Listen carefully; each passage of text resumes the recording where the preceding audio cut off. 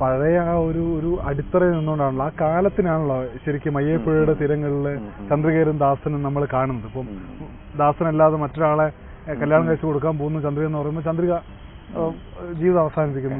ദാസനും ഇരുന്ന സ്ഥലത്ത് ദാസനെ കാണുന്നില്ല, ദാസനും പോവാണ്. ഈ കാലത്ത് ഇരുന്നിട്ടാണ് മുകുന്ദേട്ടൻ ദാസനെയും ചന്ദ്രികനെയും എഴുതുമെങ്കിൽ അതേ ഒരു ഇരുന്നുകൊണ്ട് അങ്ങനെയുള്ള കഥാപാത്രങ്ങളെ നമുക്ക് സൃഷ്ടിക്കാൻ സാധിക്കില്ല. കാരണം പിന്നെ അങ്ങനെയുള്ള ഒരു കാലത്ത് ഇല്ല.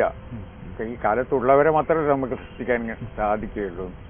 അപ്പൊ അതുപോലുള്ള ഒരു പിന്നെ എനിക്ക് തോന്നുന്നില്ല സാധിക്കുന്നു, എഴുതാൻ സാധിക്കില്ല.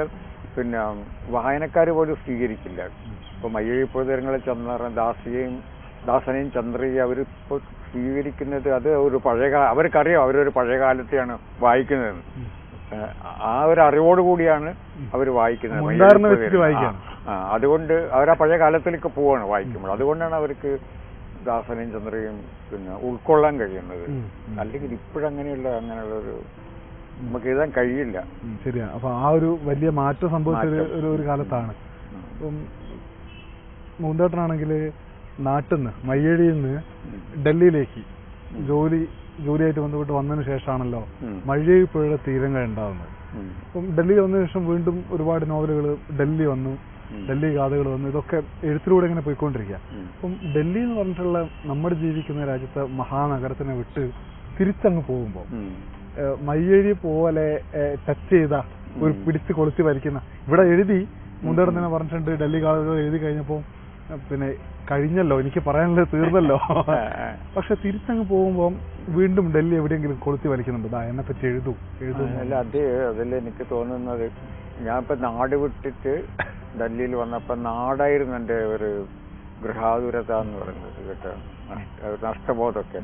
പക്ഷെ അത്ഭുതം എന്ന് പറയുന്നത് ഇവിടെ തിരിച്ചു പോകുമ്പോൾ ഡൽഹി ഒരു ഗൃഹാതുരത ആയിട്ട് മാറുകയാണ് കേട്ടോ. നേരെ തിരിച്ചിട്ട് ഡൽഹിയെ നഷ്ടപ്പെട്ടു എന്നുള്ളൊരു തോന്നലാണ്. പിന്നെ എഴുത്തിനെ പറ്റി പറഞ്ഞ എഴുത്തിനുണ്ടല്ലോ, നമുക്ക് നഗരങ്ങളാണ് എപ്പോഴും എഴുത്തിനെ സഹായിക്കുന്നത്. നഗരങ്ങളിൽ നിന്നാണ് വലിയ എഴുത്തുകാരുണ്ടാകുന്നത്. കാരണം അതിൽ കൂടുതൽ ജീവിതം ഉണ്ട് നഗരത്തിൽ. ഇപ്പൊ മയ്യഴി എന്ന് പറഞ്ഞാൽ വളരെ ചെറിയ ഒരു സ്ഥലമാണ്. ഈ ഭാഗത്ത് നിന്ന് ഒരറ്റത്ത് മറ്റേ അറ്റത്തേക്ക് നടന്നു പോകാം. അപ്പം പിന്നെ അവിടെയുള്ള ജീവിതങ്ങൾ തന്നെ നമുക്കറിയാം, ആളുകൾ എങ്ങനെ ജീവിക്കുന്നു. നമുക്ക് വളരെ പിന്നെ സുപരിചിതരായിട്ടുള്ള ആളുകളും അതിന്റെ അവിടുത്തെ അന്തരീക്ഷം എല്ലാം നമുക്കറിയാം. പക്ഷെ വലിയൊരു നഗരത്തിൽ വരുമ്പോഴൊന്നും അങ്ങനെയല്ല. ഒരുപാട് അത്ഭുതങ്ങളുണ്ട്, കണ്ടെത്തലുകളുണ്ട്, പിന്നെ വൈവിധ്യങ്ങൾ, പലതരത്തിലുള്ള മനുഷ്യര്. ഇപ്പൊ നഗരമാണ് എനിക്ക് തോന്നുന്നത് ഈ സർഗാത്മകതയെ എപ്പോഴും ഉത്തേജിപ്പിക്കുന്ന ഒന്നാണ് നഗരം. അതുകൊണ്ടാണ് നഗരത്തിൽ നിന്നാണ് വലിയ വലിയ എഴുത്തുകാർ ലോകത്തല്ല, നമ്മുടെ കാര്യം വിട്ട് ലോകത്തിലേക്ക് പോയി കഴിഞ്ഞാൽ വലിയ വലിയ എഴുത്തുകാരൊക്കെ നഗരങ്ങളിൽ ജീവിച്ചെഴുതിയവരാണ്. ഇപ്പം ഹെമിംഗ്വേയോ അല്ലെങ്കിൽ ജെയിംസ് ജോയ്സോ ഇങ്ങനെയുള്ള ഇവരെല്ലാം ഉണ്ടല്ലോ. പിന്നെ അപ്പൊ അത് ഞാൻ ഇവിടെ ഡൽഹിയിൽ എത്തിയപ്പോഴും തന്നെ എനിക്ക് മനസ്സിലായിരുന്നു ഇതാണ് എഴുതാൻ പറ്റിയ സ്ഥലം. പിന്നെ മറ്റൊന്നുകൂടി പറയാം, ഞാൻ പിന്നെ എല്ലാം തന്നെ ഞാൻ ഡൽഹിയിൽ നിന്നാണ് എഴുതിയത് കേട്ടോ. നാട് വിട്ട് വന്നിട്ട് നാട്ടിൽ നിന്ന് ഞാൻ ഒരു കഥ പോലും എഴുതിയിട്ടില്ല. ഞാൻ പ്രസിദ്ധീകരിച്ചിട്ടുള്ള എല്ലാം തന്നെ ഇവിടെ നിന്നാണ് എഴുതിയത്. അവധിയിൽ പോകുമ്പോൾ ഞാൻ അന്ന് ഏതെങ്കിലും ഒരു നോവൽ എഴുതുന്നുണ്ടെങ്കിൽ ആ എഴുതിയ ഭാഗം എടുത്തിട്ട് നാട്ടിൽ പോകുമ്പോൾ അത് 10-25 ദിവസം ഉണ്ടാവുമല്ലോ നാട്ടിൽ. അപ്പൊ ഞാൻ വിചാരിക്കും അവിടെ പോയി ചെയ്യുന്നു. പക്ഷെ അവിടുന്ന് ഒരു വലിയ അതപ്പോ എന്നെ സംബന്ധിച്ചുള്ള ഇതാണ് കർമ്മഭൂമി എന്ന് പറയുന്നത് ഡൽഹിയാണ്. ഇപ്പൊ മയ്യഴി സ്വപ്നം കാണാനൊരു സ്ഥലമായിരുന്നു അത് കേട്ടോ. ദൂരെ നിന്ന് നോക്കുമ്പോ ഉള്ളൊരു സൗന്ദര്യം ഉണ്ടല്ലോ അല്ലെ. മയ്യഴി ഇരുന്നു കൊണ്ട് മയ്യഴി നോക്കുമ്പോ പക്ഷെ ഒരുപാട് ദൂരെ നിന്ന് മയ്യഴി നോക്കുമ്പോഴുള്ള വ്യത്യാസമുണ്ട്. അതെ, അല്ല ദൂരത്തു നിന്നാണ് അതിനൊരു ഭംഗിയുണ്ട്. ദൂരെയുള്ള അത് ആ ദൂരം കുറഞ്ഞു വരുമ്പോൾ സങ്കല്പത്തിന്റെ ഭംഗിയും കുറഞ്ഞു വരും. ഇപ്പൊ മയ്യഴിയിൽ ഇരുന്നുകൊണ്ട് ഇപ്പൊ ഞാൻ ഡൽഹിയെ കുറിച്ച് ആലോചിക്കുമ്പോൾ ഡൽഹി ഇങ്ങനെ ദൂരെ കിടക്കുകയാണ് കേട്ടോ.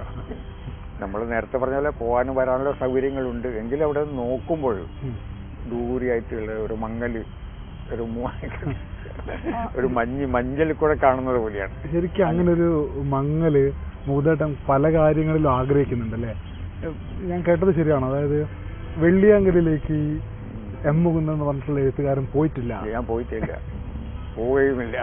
അത് എന്തുകൊണ്ടാണ്? അത് ഇത് തന്നെയാണ് കാരണം. നമുക്ക് അത് എത്രയോ കാലമായിട്ട് മനസ്സിൽ കിടക്കുന്ന ഒരു സങ്കല്പമാണത്. മയ്യഴിപ്പുഴ തീരങ്ങൾ തന്നെ നോവൽ തന്നെ വെള്ളിയാങ്കൽ ഇല്ലെങ്കിൽ അത് ഞാൻ എഴുതില്ലായിരുന്നല്ലോ. ഇപ്പൊ എന്നെ ഞാനാക്കിയ ഒരു വലിയൊരു നോവലിന്റെ പശ്ചാത്തലമാണത്. അത് അവിടെ പോകരുത്, അത് അവിടെ കിടക്കട്ടെ, അതേ എനിക്കൊരു നിർബന്ധമായിരുന്നു. എന്നോട് പലരും പല ചാനലുകാരൊക്കെ അവിടെ കൊണ്ടുപോയി ഒരുപാട് ശ്രമം നടത്തി. പക്ഷെ എനിക്കത് കാണണ്ട, അവിടെ പോകണ്ട, മനസ്സിൽ കണ്ടാൽ മതി എന്നുള്ള സൗന്ദര്യം അങ്ങനെ നിൽക്കട്ടെ. അത് നമ്മൾ ഇപ്പൊ ദൈവത്തെ പോലെ വെക്കാറ്. ദൈവത്തെ നേരിട്ട് കാണാൻ നമ്മൾ ആഗ്രഹിക്കുന്നില്ല. കണ്ടാൽ നമുക്ക് ഷോക്കായിരിക്കും. ദൈവത്തെ നേരിട്ട് കണ്ടാൽ നമ്മൾ ഷോക്കായിരിക്കില്ല. പക്ഷെ അതിങ്ങനെ കിടക്കട്ടെ, ദൂരെ എവിടെയോ ഉണ്ട് ദൈവം. പക്ഷെ കാണാൻ പറ്റും, ഇങ്ങനെ മനസ്സുകൊണ്ട് കാണാം. അതുപോലെ പിന്നെ അങ്ങനെയാണ് ഇപ്പം വെള്ളിയാങ്കല്ല് കാണാനും പറ്റുന്നില്ല. എന്റെ കുട്ടിക്കാലത്ത് അതൊരു നിഴല് പോലെ കടലില് ദൂരെ നമ്മൾ നോക്കിയാൽ ഒരു നിഴല് പോലെ ഇങ്ങനെ കാണാമായിരുന്നു. ഇപ്പോഴത് കാണുന്നില്ല. ഞങ്ങളുടെ നാട്ടിൽ തിക്കോടി കടപ്പുറത്ത് നോക്കിയാല് കാണാൻ പറ്റും. ഈ വെള്ളിയാങ്കല്ലിന്ന് ദാസൻ വന്ന പോലെ എന്താ പറയാ, ജനനത്തിന് മുൻപ് തുമ്പിയായി അവിടെ പാൽ കഴിക്കുന്നു, മരണത്തിന് ശേഷവും തുമ്പിയായി വെള്ളിയാങ്കല്ലിലേക്ക് പോകുന്നു. അതിനിടയിലുള്ള ഒരു കാലം മാത്രമാണ് എന്ന് പറയുന്ന പോലെ ജീവിതം എന്ന് പറയുന്നത്. അല്ല, അതിനെ കുറിച്ചും പിന്നെ ഒരുപാട് ആളുകൾ പറഞ്ഞിരുന്നതൊക്കെ പിന്നെ ഇല്ലാത്തതാണ്, ഭാവനയാണ്, എഴുത്തുകാരന്റെ ഭാവനയാണെന്നൊക്കെ പറയുന്നുണ്ട്. അതിപ്പം അങ്ങനെ ഒരു വിശ്വാസം ഉണ്ടായിരുന്നു അവിടെ കേട്ടോ. വെള്ളിയാങ്കല്ല് പിന്നെ അങ്ങനെ എല്ലാവരും പഴയ കാലത്ത് എല്ലാവരും അവിടെ പോവില്ലായിരുന്നു. അവിടെ പോകുന്നതിന് കുറേ വ്രതനിഷ്ഠയൊക്കെ ഉണ്ട്. അതൊക്കെ കഴിഞ്ഞിട്ടാണ് അവർ പോകുള്ളൂ. നമ്മളിപ്പം പിന്നെ ശബരിമലയിലൊക്കെ പോകുമ്പോൾ നമ്മൾ അതുപോലെ വ്രതമൊക്കെ എടുത്തിട്ടൊക്കെ പോവുള്ളൂ. എന്നിട്ട് അവിടെ പോയിട്ട് അവിടെ അതുപോലെ തന്നെ ചില കർമ്മങ്ങളൊക്കെ ഉണ്ടായിരുന്നു. അങ്ങനെയുള്ളൊരു സ്ഥലമായിരുന്നു അത്. പക്ഷെ അതുകൊണ്ടാണ് അതിൽ നിന്ന് ഇതുപോലുള്ള വിശ്വാസങ്ങളൊക്കെ ഉരുത്തിരിഞ്ഞ് വന്നത്. അതിനൊരു നിഗൂഢത ഉണ്ട്. പക്ഷെ അത് ഇപ്പോഴും എനിക്ക് തോന്നുന്നത് അതില്ലാതെയാവും വൈകാതെ. കാരണം ഇപ്പോഴവിടെ പോകാൻ കഴിയും, എളുപ്പത്തിൽ നമുക്ക് പോകാം, ബോട്ടിൽ പോവാം. അത് പിന്നെ അങ്ങനെ ആളുകൾ പോകാനുള്ളൊരു കാരണക്കാരൻ മുകുന്ദേട്ടനാ. നോവൽ വായിച്ചിട്ടാണ് ഒരുപാട് പേര് പോകുന്നുണ്ട്, ഒരുപാട് പേര്. അത് അവര് പിന്നെ അവിടെ മയ്യഴിയിലൊക്കെ പൈസ കൊടുത്താൽ വാടകയ്ക്ക് ബോട്ട് കിട്ടും, അതിൽ കയറി പോവാം. അങ്ങനെ പോകുന്നുണ്ട്. ഞാൻ പക്ഷെ പോവില്ല തീരുമാനിച്ചിട്ടുണ്ട്. ആത്മാവായിട്ട് പോകും. ജീവിതം കഴിഞ്ഞാല് ആത്മാവായിട്ട് അവിടെ പോവാ, ശരീരം കൊണ്ട് പോകണ്ട. എന്നിട്ട് അവിടെ തുമ്പിയായി പാറുന്നു. അങ്ങനെ പോകും. നമ്മളൊക്കെ കേരളത്തിലെ ഒരു വലിയ വിഭാഗം, കേരളത്തിലെ കമ്മ്യൂണിസ്റ്റ് പാർട്ടിന്റെ ഇടതുപക്ഷത്തിന്റെ ഒക്കെ ഒരു വളർച്ചയില് സാഹിത്യത്തിനും കലയ്ക്കൊക്കെ വലിയ പങ്കുണ്ട്. മുകുന്ദേട്ടന്റെ എഴുത്തുകൾ നമ്മൾ നോക്കിയാല് പിന്നെ കൃത്യമായ ആശയങ്ങൾ പറയുന്നുണ്ട്. ഇപ്പം മയ്യഴിയിലെ മനുഷ്യരുടെ സ്വാതന്ത്ര്യവും ദാസന്റെയും ചന്ദ്രികയുടെ പ്രണയവും ഒക്കെ അപ്പുറത്തേക്ക് കുറെ ആശയങ്ങൾ മുകുന്ദേട്ടൻ പറയുകയാണ്. അതായത് രക്തരൂഷിതമായ ഒന്ന് വേണ്ട, കിരീടത്തെക്കാള് വലിയ വിലയുണ്ട് ഒരു തുള്ളി രക്തത്തിൽ നിന്നൊക്കെ മുകുന്ദേട്ടൻ പറയുന്നുണ്ട്. അപ്പൊ അതൊക്കെ പറയുമ്പോൾ ഒരു ഇടതുപക്ഷ ചിന്ത ഇങ്ങനെ വന്നുകൊണ്ട് ഒരു കോൺഗ്രസ്സുകാരന്റെ മകൻ എങ്ങനെയാണ് ഒരു ഇടത് ചിന്തയിലേക്കൊക്കെ ചെറുപ്പം മുതൽ വന്നു പോയത്? അല്ല, ഞാൻ അങ്ങനെ എന്റെ പശ്ചാത്തലം ഒരു കമ്മ്യൂണിസ്റ്റ് പശ്ചാത്തലമായിരുന്നു. അച്ഛൻ കോൺഗ്രസ് ആയിരുന്നു.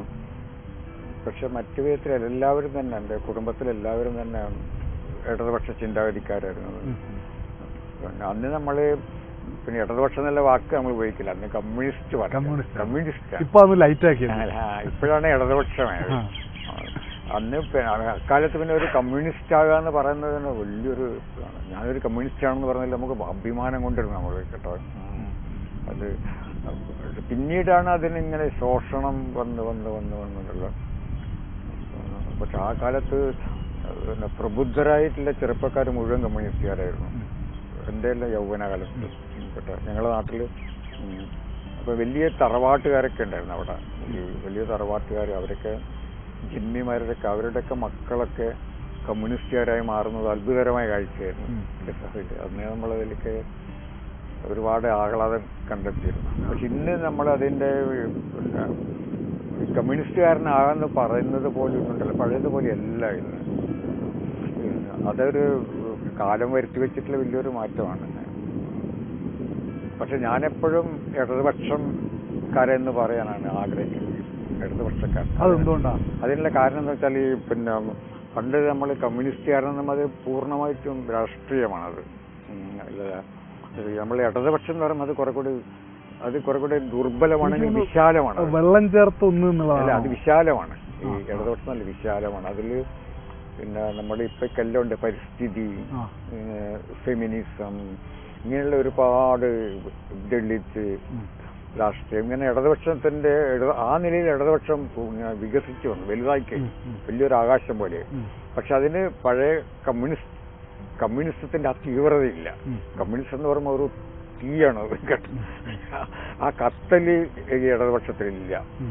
തീയില്ലെങ്കിലും അത് പിന്നെ വലുതായിട്ട് വരികയും ഒരുപാട് ആശയങ്ങളെ ഉൾക്കൊള്ളുകയും ചെയ്തു. പ്രത്യേകിച്ച് നമ്മൾ പരിസ്ഥിതി സംരക്ഷണം, സ്ത്രീ സംരക്ഷണം, ഇങ്ങനെയുള്ള ദളിത് സംരക്ഷണം, ഇതെല്ലാം ഇതിൽ ഇടതുപക്ഷത്തിലേക്ക് കടന്നു വരികയും അങ്ങനെ ഇടതുപക്ഷം വിശാലമാവുകയും. അതുകൊണ്ട് എനിക്കിപ്പം കമ്മ്യൂണിസ്റ്റുകാരനാണെന്ന് ഞാൻ പറഞ്ഞാൽ കൂടുതൽ ഇടതുപക്ഷക്കാരനെന്ന് പറയാനാണ് ആഗ്രഹിക്കുന്നത്. അത് ദുർബലമായത് കൊണ്ടല്ല, ഈ പുതിയ ആശയങ്ങൾ അതിലേക്ക് കടന്നു വന്നത് കൊണ്ടാണ്. ഉറപ്പായും ഇതിനൊക്കെ ഉൾക്കൊള്ളണം എന്നാണ് മൂന്നേട്ടൻ കരുതുന്നത്. പിന്നെ തീ പഴയ കാലത്ത് ശരിക്കും ഒരു തീക്കത്തലായിരുന്നു. അങ്ങനെ ഇപ്പൊ ഞാൻ തീ ആഗ്രഹിക്കുന്നില്ല. അതൊന്നുണ്ടാ പ്രായം. പക്ഷെ നമുക്കത് ചെയ്യാൻ പറ്റിയിട്ടില്ലെങ്കിലും ചുറ്റിലത് ഉണ്ടാവണമെന്ന് ആഗ്രഹിച്ചോട്ടെ. ചുറ്റിലുള്ളവര് തീയാണ് ചെറുപ്പക്കാർക്കുള്ളതാണ്. അവര് തീക്കൊണ്ട് കളിക്കട്ടെ. ഇപ്പൊ നമുക്കൊക്കെ ചെയ്യാവുന്നത് ഒരുപാട് ജീവിച്ചു, കുറെ കാര്യങ്ങളൊക്കെ ചെയ്തു. ഇനിയുള്ള കാര്യങ്ങൾ കൂടി ഇങ്ങനെയുള്ള ഞാൻ പൂർണ്ണമായിട്ട് രാഷ്ട്രീയത്തിൽ നിന്ന് മാറി നിൽക്കാൻ ആഗ്രഹിക്കുന്നില്ല. പക്ഷേ ഞാൻ എപ്പോഴും വിമർശിക്കുന്നത് ചിലപ്പോൾ വിമർശിക്കേണ്ടി വന്നിട്ടുണ്ട്, അത് പ്രായോഗിക രാഷ്ട്രീയത്തെയാണ് കേട്ടോ. പ്രായോഗിക രാഷ്ട്രീയത്തെ നമുക്ക് അടിസ്ഥാന ആശയത്തെ അല്ല, അത് പ്രായോഗികമായ രാഷ്ട്രീയത്തെയാണ് ഞാൻ വിമർശിച്ചിട്ടുള്ളത്. ശുദ്ധമായ രാഷ്ട്രീയത്തെ ഒരിക്കലും വിമർശിച്ചിട്ടില്ല. അത് പക്ഷേ കൂടുതൽ വിമർശനവും ഇടതുപക്ഷത്തിനെതിരെ തന്നെയാണ് മുന്നോട്ട് നടക്കുന്നത്. അത് ആരായാലും പിന്നെ അല്ല, ഇടതുപക്ഷമായിട്ടുള്ള എൻ്റെ കാഴ്ചപ്പാട് ഞാൻ കൂടെ നടക്കും. പക്ഷെങ്കിൽ പിന്നെ എനിക്ക് എവിടെയെങ്കിലും വിയോജിപ്പുണ്ടാകുമ്പോൾ ഞാൻ ഇപ്പോൾ ഒരകൽച്ച പാലിക്കും, പിന്നീട് തിരിച്ച് വരും. അങ്ങനെ അകന്നും അടുത്തുമുള്ള ഒരു ബന്ധമാണ്. അതാണ് നല്ലത്. ഒരു എഴുത്തുകാരന് ഏറ്റവും നല്ലത് അതാണ്, അകന്നും അടുത്തും. അല്ലാതെ പ്രഖ്യാപിതമായിട്ട് ഒന്ന് തന്നെ പറഞ്ഞു നിൽക്കുന്നതിൽ അതിന്റെ ആവശ്യമില്ല. അത് നമ്മൾ ഒരുപാട് നിയന്ത്രണങ്ങൾ കൊണ്ടുവരും, അറിയാതെ തന്നെ ഉണ്ടല്ലോ. നമ്മളിപ്പം ഞാൻ പൂർണ്ണമായിട്ടും ഒരു പാർട്ടി സാഹിത്യകാരനാകുമ്പോൾ പിന്നെ എനിക്ക് സ്വാതന്ത്ര്യം ഉണ്ടാവില്ല പറയാൻ. ഈ ഒരു അകന്നും അടുത്തും ഉള്ള ആ ഒരു ബന്ധം നല്ലതാണ്. എഴുത്തുകാർക്ക് എപ്പോഴും നല്ലതാണ്. എഴുത്തുകാർ എപ്പോഴും ഉണ്ടല്ലോ ഇങ്ങനെ പിന്നെ ഇതുപോലുള്ള വലിയ പിന്നെ ഇതുണ്ടല്ലോ നേതാക്കളുടെ കൂടെ നടന്നിട്ടുണ്ട് എഴുത്തുകാർ. അപ്പൊ നമ്മൾക്കത് അറിയില്ല, നമ്മളത് പലപ്പോഴും അതൊരു തെറ്റായ കാര്യമായിട്ടാണ് കാണുന്നത്. ഒരു എഴുത്തുകാരൻ പിന്നെ ഉദാഹരണത്തിന് അധികാരത്തിലിരിക്കുന്നവരുടെ കൂടെ നടക്കാൻ പാടില്ല എന്നൊക്കെ അങ്ങനെയൊക്കെ പറയും നമ്മുടെ നാട്ടിൽ. എഴുത്തുകാർ ഒരിക്കലും അധികാരത്തിന്റെ കൂടെ നടക്കാൻ പാടില്ല, ഗവൺമെന്റിന്റെ കൂടെ നടക്കാൻ പാടില്ല എന്ന്. പക്ഷെ നമ്മൾ പുറത്തേക്ക് നോക്കുമ്പോൾ ഇപ്പം അങ്ങനെയല്ല കേട്ടോ. ഇപ്പം മാർക്കേസ് ഇല്ലേ, ഗബ്രിയൽ ഗാർസിയ മാർക്കേസ്, അദ്ദേഹം ക്യൂബൻ ഗവൺമെന്റ് സർക്കാരിന്റെ കൂടെയായിരുന്നു എന്നും, കാസ്ട്രോന്റെ കൂടെയായിരുന്നു കേട്ടോ. അതുപോലെ തന്നെ വേറൊരാളെ കൂടിയാണ്. പക്ഷെ എന്നിട്ട് അധികാരത്തിന്റെ കഥയായിരുന്നില്ല പറഞ്ഞത്. പക്ഷെ അധികാരം അവരുടെ കൂടെ ഉണ്ട്, അത് നിൽക്കണം. എൻ്റെ അഭിപ്രായത്തില് പിന്നെ കൂടെ നിന്നിട്ട് അവരെ തിരുത്തണം. അതുപോലെ തന്നെയാണ് പിന്നെ മാർക്കേസിനേക്കാൾ വലിയ അത്ഭുതം നമ്മുടെ ചെ ഗുവേരയുടെ കൂടെ പിന്നെ ബൊളീവിയൻ കാടുകളിലൊക്കെ ഒളിപ്പോര് നടത്തിയ ഒരാളുണ്ടായിരുന്നു, മിഷേൽ ഡെബ്രെ എന്ന് പറഞ്ഞ ഫ്രഞ്ചുകാരനാണ്. അയാള് പിന്നെ ഒളിപ്പോരാളിയും പിന്നെ ഒരു തിയറിറ്റിഷനായിരുന്നു. റെവല്യൂഷൻ എന്ന പുസ്തകത്തിൽ ചെ ഗുവേരയുടെ സ്വന്തം ആളായിരുന്നു. ചെ ഗുവേരയുടെ രാഷ്ട്രീയത്തിന് പിന്നെ പ്രത്യയശാസ്ത്രത്തിന്റെ അടിസ്ഥാനമൊക്കെ നൽകിയ ഒളിപ്പോരിന് ഇറങ്ങിപ്പോയ ആളാണ്. അയാൾ പിന്നീട് ഫ്രഞ്ച് പ്രസിഡന്റിന്റെ ഉപദേശകനായി കേട്ടോ. അപ്പൊ നമ്മൾ പറയുന്ന ഒരു ഭാഗത്ത് നമ്മൾ പറയുന്നു പിന്നെ അങ്ങനെ എഴുത്തുകാർ പിന്നെ സർക്കാരിൽ നിന്നും നേതാക്കളിൽ നിന്നും അധികാര സ്ഥാനങ്ങളിൽ നിന്നൊക്കെ മാറി നിൽക്കണം. ഞാനതിൽ വിശ്വസിക്കുന്നില്ല. നമ്മൾ കൂടെ നിൽക്കുക എന്ന് പറയുമ്പോൾ അവരുടെ നൽകുന്ന ആനുകൂല്യങ്ങൾ നമ്മൾ സ്വീകരിക്കലല്ല, മറിച്ച് അവരുടെ കൂടെ നടക്കുകയും അവരുടെ പിന്നെ അതൊരു തിരുത്തൽ ശക്തിയായിട്ട് അവരുടെ കൂടെ നിൽക്കുക എന്നുള്ളത് അത് പണ്ടേ ഉണ്ട് അങ്ങനെ. ഇപ്പം നമ്മൾ പറഞ്ഞ ഗർസിയൽ, ഈ മാർക്കസ്, ഡെബ്രെ, അത് പണ്ട് പുഷ്കിൻ പോലും അങ്ങനെയായിരുന്നു. പുഷ്കിൻ കേട്ടോ അവിടുത്തെ അധികാരവർഗത്തിൻ്റെ കൂടെ നിന്ന ആളാണ് പുഷ്കിൻ എന്നുള്ള കവി. അപ്പം അതങ്ങനെ നിന്നാൽ, അങ്ങനെ നിൽക്കുമ്പോൾ നമുക്ക് അവരെ തിരുത്താൻ പറ്റും. അതാണ് ഇതിൻ്റെ ഒരു ഗുണം.